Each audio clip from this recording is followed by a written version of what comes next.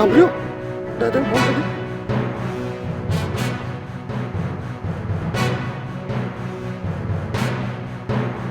એમની કોઈ લીઝ ના આવેલી હોય તોય 2 નંબરનું રેતી ખનન કરી રહ્યા છે. આજે 7 થી 8 ટ્રેક્ટર ચાલતા હતા અને મને ખબર પડી એટલે મેં શકુબેન વસાવાને ફોન કર્યો. કોટાલી બેન તમે તાત્કાલિક પહોંચો, આ ટ્રેક્ટર ઊભેલું છે, પાણીમાં બુડી ગયેલું છે અને તરીને જઈને ટ્રેક્ટર પકડી લીધેલું છે અને લોઢો લઈને અને શકુબેનને મા બેન ગારો દીધી છે લબ્યાભાઈ અને એમના બીજા ગુલિયાના છોકરાએ પણ ગારો દીધી. બીજા 20-25 માણસ હતા, મારી નાખવાની ધમકી આપતા હતા પણ ટ્રેક્ટર આ બેને છોડ્યું નથી. પણ મારું એ ખનિજ ખાતાના સાહેબોને એવું કહેવું છે કે અમે આટલી રજૂઆતો કરીએ છીએ તે છતાં કોઈ કાર્યવાહી થતી નથી અને વડોદરાના ખનિજ ખાતું તો એકદમ અને દબાઈ ગયું છે અને કયા કારણસર આ લોકોને લીધા અને મોગરોલ નીચે ઉતરી અને આજે પણ તપાસ કરે તો બહુ મોટો રેતીના સ્ટોક મળી આવ્યો છે અને વારંવાર કહેવા છતાં કોઈ એના નિરાકરણ આવતું નથી. અને બીજું વડોદરા જિલ્લામાં ભીમપુરા ગોચરમાં પણ ઢોરો ચરવાનો છે, ત્યાં પણ જેનો સરપંચનો દીકરો પણ તે પણ 2 નંબરની રેતી આજે ખોદાઈ રહ્યો છે. કેટલા ટાઈમથી ખોદાય છે, કરનેટ પણ ખોદાય છે અને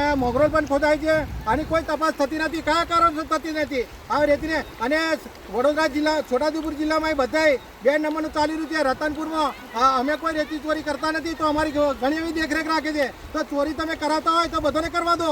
અમે તમને બધા પૈસા આલતા છે, અમે પણ પૈસા આલીશું. તો તમે આ 2 નંબરનું ચાલી રહ્યું મેં આપણે ખનિજ ખાતાના સાહેબોને ફોન કર્યો છે, આવી ગયા છે. શંકરા પોલીસને ફોન કર્યો છે.